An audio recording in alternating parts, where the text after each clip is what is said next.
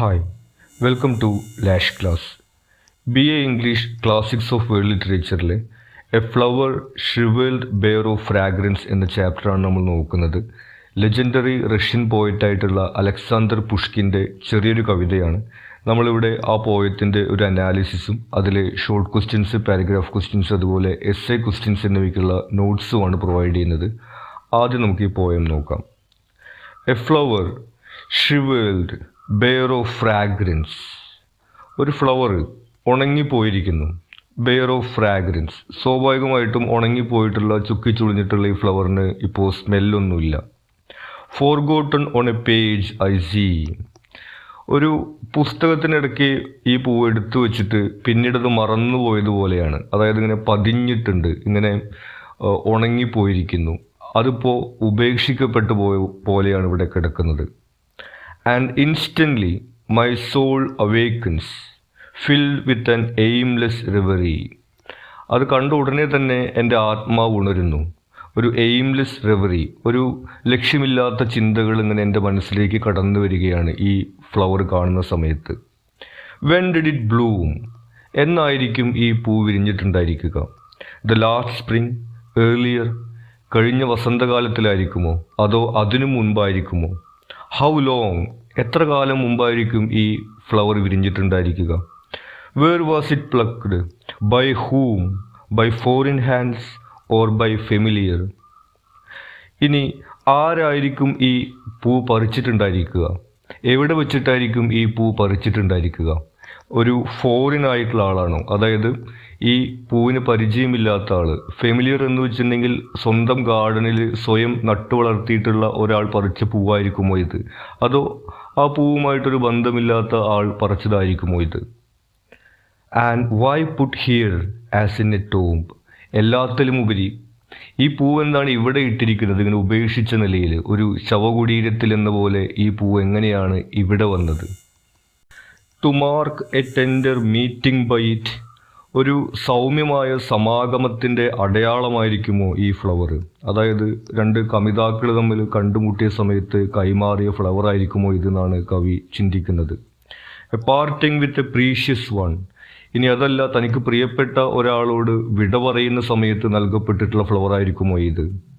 Or just a walk alone and quiet in forest shade in meadows sun. ഇനി അതല്ല, ഒരാൾ ഒറ്റയ്ക്ക് ഇങ്ങനെ നടന്നു പോകുമ്പോൾ പറിച്ചെടുത്തതായിരിക്കുമോ? ഒരു കാട്ടിൻ്റെ തണലിലൂടെയോ അല്ലെങ്കിൽ ഒരു പുൽമേടിൻ്റെ വെയിലിലൂടെയോ നടക്കുന്ന സമയത്ത് ആരെങ്കിലും പറിച്ചതായിരിക്കുമോ? Is she alive?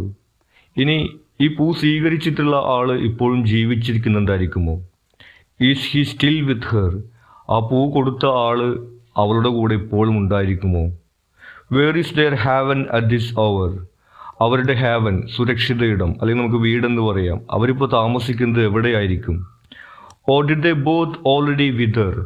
അതോ അവരും ഇതുപോലെ കൊഴിഞ്ഞു പോയിരിക്കുമോ? Like this unfathomable flower.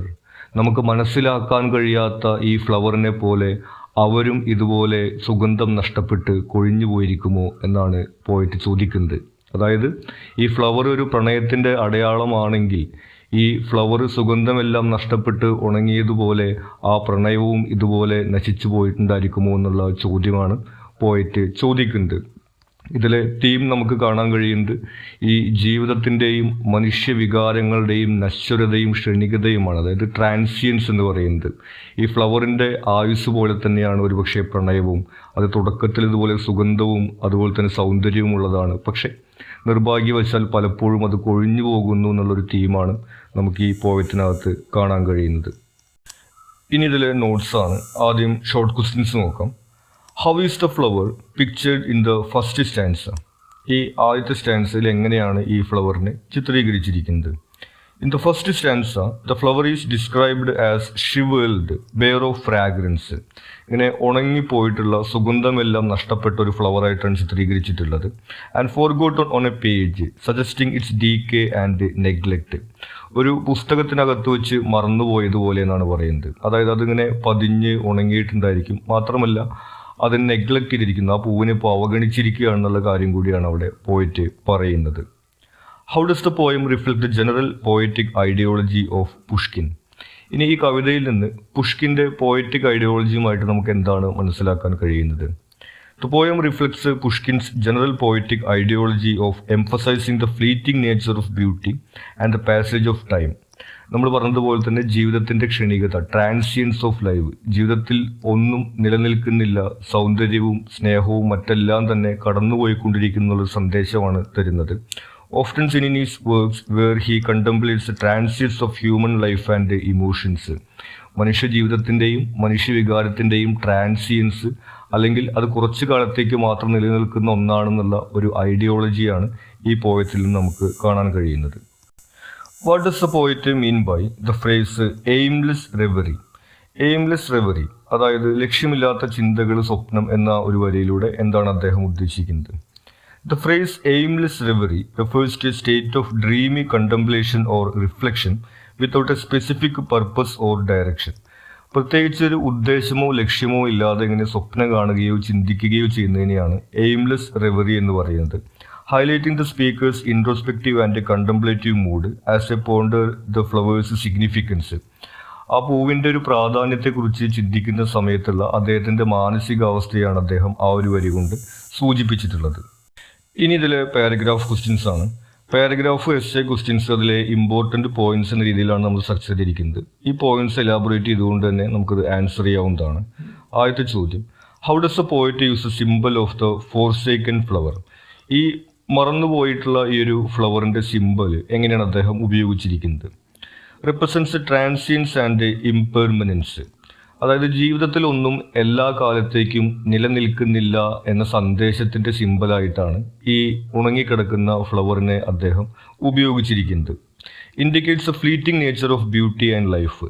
നമ്മൾ നേരത്തെ പറഞ്ഞതുപോലെ തന്നെ സൗന്ദര്യവും ജീവിതവും ഒന്നും എക്കാലത്തേക്കും നിലനിൽക്കുന്നതല്ല, അതെല്ലാം ക്ഷണികമാണ് എന്നുള്ള ഒരു സിമ്പലായിട്ടാണ് ഈ ഒരു ഫ്ലവറിനെ അദ്ദേഹം ചിത്രീകരിച്ചിരിക്കുന്നത്. Symbolises decay and നെഗ്ലെക്റ്റ്.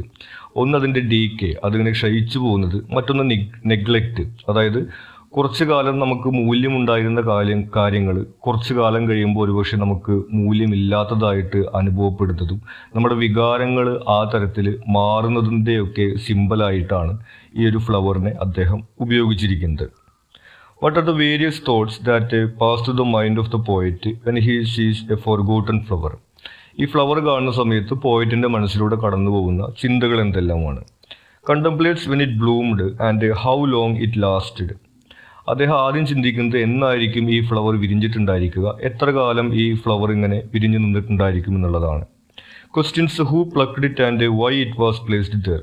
പിന്നെ ആരായിരിക്കും ഈ പൂ പറിച്ചിട്ടുണ്ടായിരിക്കുക, എങ്ങനെയായിരിക്കും ഈ പൂ ഇവിടെ എത്തിയിട്ടുണ്ടായിരിക്കുക എന്നുള്ള കാര്യം അദ്ദേഹം ചിന്തിക്കുന്നുണ്ട്. Considers if it marks a tender meeting, a parting, ഒരു സോളിറ്ററി വാക്ക്. ഇനി ആര് എന്തിനു വേണ്ടിയിട്ടായിരിക്കും ഈ പൂ പറിച്ചിട്ടുണ്ടായിരിക്കുക? ഒരു പ്രണയ സമാഗമത്തിന് സമ്മാനിക്കാൻ വേണ്ടിയിട്ടായിരിക്കുമോ, അതല്ലെങ്കിൽ വിട പറയുന്ന സമയത്ത് സമ്മാനിച്ച ഫ്ലവർ ആയിരിക്കുമോ, ഇനി അതും അല്ലെങ്കിൽ ഒറ്റയ്ക്ക് നടന്നു പോകുന്ന ആരെങ്കിലും പറിച്ചതായിരിക്കുമോ എന്നതൊക്കെ ചിന്തിക്കുന്നുണ്ട്. Reflects the transient nature of human experiences. പിന്നെ നമ്മൾ നേരത്തെ പറഞ്ഞതുപോലെ മനുഷ്യ അനുഭവങ്ങളുടെ ക്ഷണികത, അല്ലെങ്കിൽ എല്ലാ കാലത്തേക്കും നിലനിൽക്കുന്നതല്ല എന്നുള്ളതിൻ്റെ ഒരു സിമ്പലായിട്ടാണ് ഈ ഫ്ലവർ വരുന്നത്. അവസാന സമയത്ത് അദ്ദേഹത്തിൻ്റെ ചിന്തകൾ അങ്ങനെയാണ്. ഈ പൂ സ്വീകരിച്ച ആളും കൊടുത്ത ആളും ഇപ്പോഴും ഒരുമിച്ചായിരിക്കും, അവർ പിരിഞ്ഞിട്ടുണ്ടായിരിക്കും എന്നൊക്കെ അദ്ദേഹം ചിന്തിക്കുന്നുണ്ട്. How is love parallel to the life of a flower? ഇനി എങ്ങനെയാണ് പ്രണയത്തെ ഒരു പുഷ്പവുമായിട്ട് കമ്പയർ ചെയ്തിരിക്കുന്നതാണ് ചോദിച്ചിട്ടുള്ളത്. Suggest love like a flower blooms and fades. പ്രണയവും ഒരു പുഷ്പത്തെ പോലെ വിരിയുകയും അതിനുശേഷം അത് വാടിപ്പോവുകയും ചെയ്യുന്നതാണ് പോയിട്ട് പറയുന്നത്. Highlights the ephemeral quality of love and the inevitability of its end. മറ്റൊന്നതിൻ്റെ എഫിമറൽ ക്വാളിറ്റി, അതായത് അത് എല്ലാ കാലത്തേക്കും നിലനിൽക്കുന്നതല്ല, കുറച്ച് കാലത്തേക്ക് മാത്രമേ അതുണ്ടാവൂ എന്നുള്ളതും അതിൻ്റെ അവസാനം എന്ന് പറയുന്നത് നമുക്ക് ഒഴിവാക്കാൻ കഴിയാത്തതാണ് എന്നുള്ളൊരു സന്ദേശവുമാണ് പോയിട്ട് പറയുന്നത്. Mirrors cycle of life and death. പിന്നെ ജീവിതവും മരണവും എന്നുള്ള ഒരു സൈക്കിളും അദ്ദേഹം അവിടെ കാണിക്കുന്നുണ്ട്. അതുപോലെ തന്നെ എല്ലാ കാര്യങ്ങൾക്കും ഒരു തുടക്കവും ഒരു അവസാനവും ഉണ്ടായിരിക്കും എന്നുള്ളൊരു സന്ദേശമാണ് ഈ ഫ്ലവറിൻ്റെ ഒരു ലൈഫ് സൈക്കിൾ വെച്ചുകൊണ്ട് അദ്ദേഹം പ്രണയത്തെ കമ്പയർ ചെയ്തുകൊണ്ട് പറയുന്നത്. ഇനി ഇതിലെ എസ്സേ ക്വസ്റ്റ്യൻ ആണ്, how does Alexander Pushkin bring out the poignancy and intensity of love in this poem? ഇനി എങ്ങനെയാണ് ഈ പോയത്തിനകത്ത് പ്രണയത്തിൻ്റെ ഇൻറ്റൻസിറ്റി, അതിൻ്റെ തീവ്രതയും അതിൻ്റെ പോയിഗ്നൻസി, അതിനെ ആഴത്തിൽ സ്പർശിക്കാനുള്ള കഴിവും അവതരിപ്പിച്ചിരിക്കുന്നത്. Vivid imagery. Pushkin uses vivid imagery like the shriveled, scentless flower to symbolize the fading beauty and fragile nature of love, evoking a profound sense of melancholy and impermanence. ഒന്ന് ഇമേജറിയാണ്. ഈ ഉണങ്ങിക്കിടക്കുന്ന ഈ സുഗന്ധം നഷ്ടപ്പെട്ട ഫ്ലവറിൻ്റെ ഒരു ഇമേജിലൂടെ സൗന്ദര്യവും സ്നേഹവും എല്ലാം ഇതുപോലെ ഫെയ്ഡ് ചെയ്തു പോവും എന്നുള്ളൊരു സിമ്പൽ അദ്ദേഹം നൽകുന്നു. Introspective questions. The poet's introspective questions about the flower's past, such as when it bloomed and who plucked it, delve into a contemplation of life's fleeting moments, enhancing the poem's emotional depth and intensity. മറ്റൊന്ന് അദ്ദേഹത്തിൻ്റെ ചോദ്യങ്ങളാണ്. ഈ flower എന്നായിരിക്കും വിരിഞ്ഞിട്ടുണ്ടായിരിക്കുക, ആരായിരിക്കും അത് പറിച്ചിട്ടുണ്ടായിരിക്കുക തുടങ്ങിയിട്ടുള്ള അദ്ദേഹത്തിൻ്റെ ചോദ്യങ്ങളൊക്കെ ജീവിതത്തിൽ ഇതുപോലെ ഉണ്ടാവുന്ന ഓരോ ഘട്ടങ്ങളെ, ഈ ഫ്ലവർ പൂവിടുന്നത് പോലെ തന്നെ ഈ പ്രണയം പൂവിടുന്നതും അതുപോലെ എന്നാണത് വാടിപ്പോവുക തുടങ്ങിയിട്ടുള്ള ചോദ്യങ്ങളാണ് അദ്ദേഹം ചോദിക്കുന്നത്. ആ രീതിയിൽ ഇതിൻ്റെ ഇൻറ്റൻസിറ്റിയും പോഗ്നൻസിയും അദ്ദേഹം അവതരിപ്പിച്ചിരിക്കുന്നു. Symbolism and parallelism. By paralleling love to the life cycle of a flower, Pushkin emphasizes the transient nature of love, suggesting that like a flower, love blooms, fades and eventually withers away. ഇനി ഈ ഫ്ലവറിൻ്റെ ഒരു life സൈക്കിളുമായിട്ടാണ് Pushkin പ്രണയത്തെ compare ചെയ്തിരിക്കുന്നത്, അല്ലെങ്കിൽ parallel ചെയ്തിരിക്കുന്നത്. ഇതിങ്ങനെ വിടരുന്നു, അത് സുഗന്ധം ഉണ്ടാവുന്നു തുടക്കത്തിൽ, പിന്നീട് അത് വാടിപ്പോകുന്നു, പിന്നീട് അത് മറന്നു പോകുന്നു എന്നുള്ള രീതിയിലാണ് പ്രണയത്തിൻ്റെ കാര്യത്തിൽ നിന്ന് സംഭവിക്കുന്നതെന്നാണ് പുഷ്കിൻ പറയുന്നത്.